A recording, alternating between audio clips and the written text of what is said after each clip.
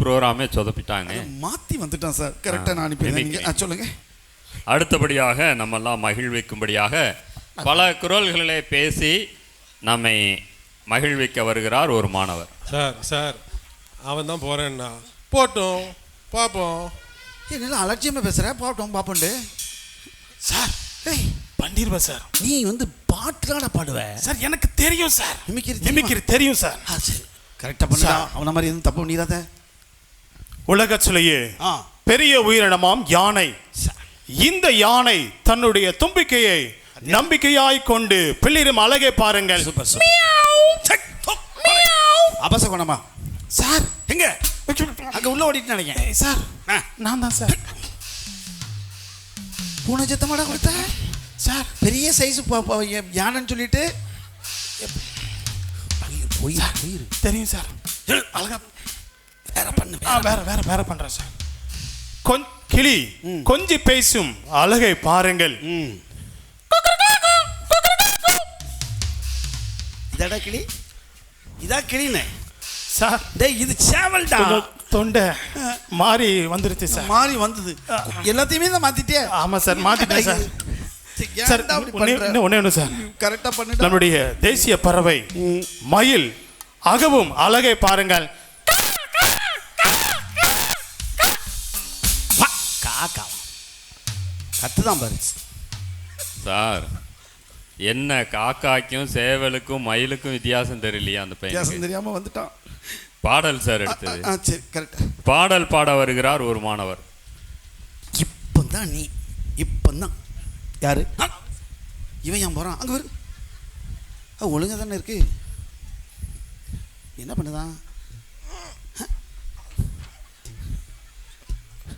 என்ன வில்ல ஒடிக்க பெரிய வீரன் மாதிரி ஒடிச்சிட்டு இல்ல சார். செக் பண்றேன். செக் பண்ண அதுக்கு ஒழுங்கான இருக்கு. Sorry officer. இல்ல கரெக்டா செட் ஆகல. செட் ஆகுதுக்கு அவர் மடியிலேயே உட்காந்து செட் பண்ணணும். சத்தம் ஒரு மாதிரி வருது சார். ஏன்டா அப்படி பண்ற? பூன் ஊதுனா அப்படிதான் சத்தம் கேட்கும். சரி சார். ஒழுங்கா பாடணும்னே. பாத்து சார். Mic test 1 2 3 4 5 6 7. ஹோம்வொர்க் எங்க வந்து பண்ணிட்டு இருக்கான்? இல்ல செக்அப் எப்படி பண்ணுவாங்க? 1 2 3 முடிஞ்சது. நல்ல மைக் தானே. செக் பண்ணிட்டு இருக்கான். ஆத்துமாவே ஸ்கேல் ஸ்கேல் ஸ்கேல் ஆத்துமாவே ஸ்கேல் ஆத்துமாவே.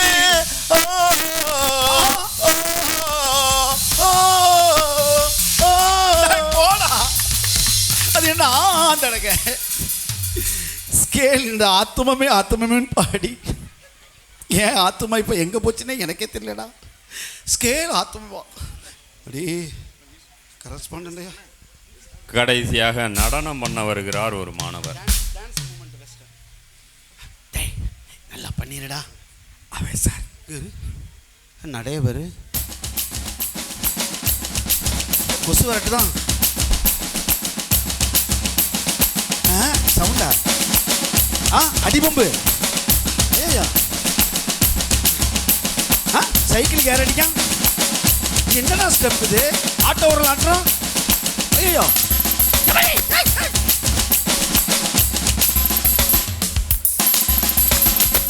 Hello sir. இதுக்கு என்னை கூப்பிட்டு இருந்தீங்களா? சார் என்ன சார் நினைச்சிட்டு இருக்கீங்க? சார் எங்க மாணவர்கள்லாம் நல்ல திறமையான. ஆமா சார் பார்த்தல திறமையா தலையை பிடிச்சி ஆட்டிக்கிட்டு இருக்கான். என்ன சார் இதுக்கா நான் வந்தேன் சார். சார் போங்க சார். ஏதோ உங்க பள்ளிக்கூடத்துக்கு எந்த வளர்ச்சிக்கும் முன்னேற்றத்துக்கு இனி வாய்ப்பே இல்லை சார். சார் ஏதோ தப்பு நடந்துட்டு சார். என்ன சார் தப்பு நடந்துச்சு? இதான் தப்பு சார். உங்க பள்ளிக்கூடம் இனிமேல் எந்த முன்னேற்றத்துக்கும் வாய்ப்பு கிடையாது. நான் இந்த இடத்தை விட்டு போனாலும் வர்றவங்களுக்கு எழுதி வச்சுட்டு போயிடுவோம் சார். இந்த பள்ளிக்கூடத்துக்கு இனிமேல் எந்த முன்னேற்றமான பாதையோ வளர்ச்சியோ கொடுக்காதீங்கன்னு சொல்லி போங்க சார். சார் கேவலப்படுத்திட்டு இருக்கீங்க கூப்பிட்டு வந்தேன்.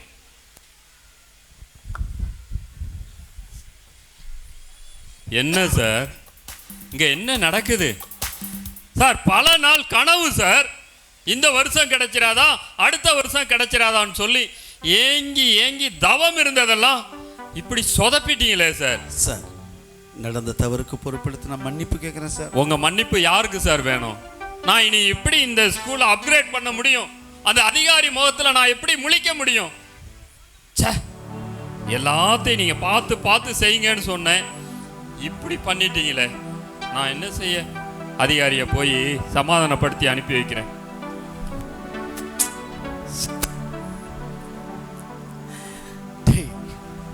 ஏண்டா உங்களை நான் எப்படிலாம் பெருமையா பேசிட்டு இருந்தேன் தெரியுமா? இந்த சீனியர் பாய்ஸ் 10th ஸ்டூடெண்ட் பாய்ஸ்க்குலாம் அவ்வளவு டேலண்ட் இருக்கு ஒவ்வொருத்தருக்கும் சொல்லி சார் மலை போல நம்பியிருந்தேன்டா. எங்களை மன்னிச்சிடுங்க சார். எங்களுடைய தாளந்துகளை நீங்கள் தெரிஞ்சு எங்களை அழகா நீங்கள் பிரித்து கொடுத்தீங்க. எங்களுக்குள்ள நாங்கள் மாற்றிக்கிட்டோம் சார். அது எவ்வளோ பெரிய தப்புன்னு இப்போ தான் தெரியும் சார். ஆமாம் சார், எங்களுக்குள்ள போட்டி பொறாம, உன்னோட நான் நல்லா பண்ணுவேன், யார் பெரியவன் என்கிற அந்த மேட்டுமையான சிந்தனையால தான் சார் ஆளுக்கால் மாற்றிட்டு பெரிய ஒரு குழப்பத்தை உண்டாக்கி. பார்த்தீங்களா, நீங்கள் பண்ணது எல்லாமே தப்புன்னு தெரிஞ்சும் பண்ணிட்டீங்க. டேய், நல்லா யோசிச்சு பாருங்கடா. பெரிய ஆட்கள் பழமொழி சொல்லுவாங்க, கை கெட்டியது வாய் கெட்டவில்லைன்னு. நம்ம பள்ளிக்கூடத்துக்கே மேன்மை வந்ததுடா, ஆனால் அதை நம்ம அதை அனுபவிக்க முடியாமல் போயிடுச்சு. வாய்ப்புகள் எப்போதாவது தான் கதவை தட்டும். சரியாக அதை கதவை திறந்து பயன்படுத்துகிறவன் புத்திசாலி, அப்படி இல்லாதவன் புத்தியற்றவன். நீ சொன்ன பார், ஏன் உன்னை விட நான் தான் பெரியவன், ஏன் நீ தான் பண்ணுவியாத, நான் பண்ணுவேன். இப்படி உங்களுக்குள்ளே இருந்த ஒரு போட்டி, பெருமையான பேச்சு, அதுதான் இன்னைக்கு நமக்கு கிடைக்க வேண்டிய மேன்மையை தடுத்து நிறுத்திட்டுடா. இயேசுநாதருடைய சீடர்களும் இப்படி தான் பேசிட்டு இருந்தாங்க. தங்களுக்குள்ளே யார் பெரியவன், ஒவ்வொருத்தரும் நான் தான் சொன்னாங்க. ஆனால் இயேசுநாதர் அவங்க கிட்ட இருந்து அவங்க பேசினதை கேட்கல. தூரத்தில் இருந்தே அவங்க சிந்தனைகளையும் உரையாடல்களையும் அவர் காது கேட்டுச்சு. ஏன்னா அவ்வளோ வல்லமை உள்ளவர். அவர் என்ன சொன்னார் தெரியுமா? உங்களுக்குள்ளே இப்படிப்பட்ட சிந்தனைகள் இருக்கக்கூடாது. ஒருவன் உயர்வடைய வேண்டுமென்றால், மேன்மை அடைய வேண்டுமென்றால் தன்னைத்தான் தாழ்த்த வேண்டும் என்று சொல்லி வெறும் பேச்சினால் அல்ல, செயலாலே செய்து காண்பித்தார்டா. அவனவனுக்கு நியமிக்கப்பட்டு இருக்கிற ஓட்டத்தில் அவனவன் பொறுமையோடு ஓடக்கணும். ஒவ்வொருத்தருக்கும் தனித்துவம் இருக்கிறது. நீங்கள் அடுத்தவங்க மேலே பொறாமப்படணும் அவசியம் இல்லை. உங்களுக்குரிய தாளந்தை பிடிச்சு நீங்கள் செஞ்சாலே சிறப்பு. பொறாமை, மற்றவங்க மேலே வன்கண், இப்படி ஒரு எரிச்சல், இதுதான்டா இன்னைக்கு நம்ம மேன்மையே தடுக்குது. சார் இப்படி பண்ணிட்டீங்களா சார்? இன்னும் ஒரு சான்ஸ் வாங்கி கொடுங்க சார். எங்கள் உண்மையான தாளந்துகளை எங்கள் வெளிப்படுத்துகிற சார். எவ்வளோ கோபத்தில் அவர் போனார் பார்த்தியாடா. ஆனாலும் எந்த ஒரு மனிதனும் மனஸ்தாபப்பட்டு வரும்போது கடவுளிடத்தில் மன்னிப்பு உண்டு, அவரால் அதிகாரம் பெற்ற அதிகாரிகளிடத்தில் மன்னிப்பு உண்டு. நம்ம போவோம், நீங்கள் அவர்கிட்ட சொல்லுங்கள், மன்னிப்பு கேளுங்க. சரி சார். இன்னைக்கு நான் உங்களுக்கு சொல்கிறேன் பாரு, இந்த எண்ணங்கள், இந்த மேட்டிமையான சிந்தனைகள், பொறாமை எண்ணங்கள் இன்னைக்கே நீங்கள் அப்படியே அடியோடு புதைச்சி போட்டுருங்க. சரி சார். இனி உங்கள் கல்லூரிக்கு வரக்கூடாது, வேலை செய்கிற இடத்துலையோ, ஊழியம் செய்கிற இடத்துலையோ, பிஸ்னஸ்லையோ, திருச்சபையிலையோ, கிராமத்திலையோ, உங்கள் வீட்டிற்கோ இந்த எண்ணங்கள் வரக்கூடாது. கடவுள் நமக்குன்னு வைத்திருக்கிற மேன்மையை தாழ்மையோடு பெற்றுக்கொள்வோம். வாங்க அந்த அதிகாரிகிட்ட பேசுவோம். வாங்க. ரைட், கிளாப் பண்ணுறீங்களா? அன்புக்குரியவர்களே, நாம் கொஞ்சம் யோசித்து பார்ப்போம். நிறைய நேரங்களில் நம்முடைய தனிப்பட்ட வாழ்க்கையில், குடும்ப வாழ்க்கையில், நம்முடைய திருச்சபையில் சில மேன்மையான ஆசீர்வாதங்கள் தடையாக நிற்குது. அதுக்கு காரணம் என்ன தெரியுமா? இந்த மேட்டிமை, இந்த பெருமை, மனத்தாழ்மை இல்லை. எல்லாருக்குமே ஆண்டவர் நல்ல கிருபைகளை தந்திருக்கிறார். யார் மேலேயும் பொறாமைப்படணும்னு அவசியமே இல்லை.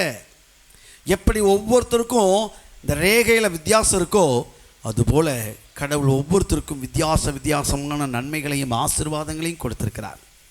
யாரும் தடுக்க முடியாது. அதனால் மற்றவங்க மேலே பொறாமை, எரிச்சல் நமக்கு அவசியம் இல்லை. நான் தான் பெரியவன் சொல்லணும்னு அவசியம் இல்லை. கர்த்தர் நல்லவர், பெரியவர், நமக்கு உதவி செய்வார். இப்பொழுது அடுத்த ஒரு பாடலாக எங்கள் அன்பு சகோதரி ஜாஃப்லின் பாட வராங்க. இயேசு கிறிஸ்து உலகத்தின் முடிவு பரியந்தம் சகல நாட்களிலும் நான் உங்களுடனே கூட இருக்கிறேன் என்று சொல்லியிருக்கிறார். நம்ம ரொம்ப நேசிக்கிறவர்கள் நம்ம பக்கத்தில் இல்லைனா, அல்லது நம்ம முன்னோர்கள் நம்ம ரொம்ப நேசித்திருப்போம், அவங்களாம் நம்மளை விட்டு கடந்து போயிட்டாங்க, அவங்களாம் நம்மகிட்ட இல்லைனா கொஞ்ச நாள் வருத்தமாக இருக்குது. ஆனால் அதுக்கப்புறம் அப்படியே மறந்துடுதோம். ஆனால் ஆண்டவராக இயேசு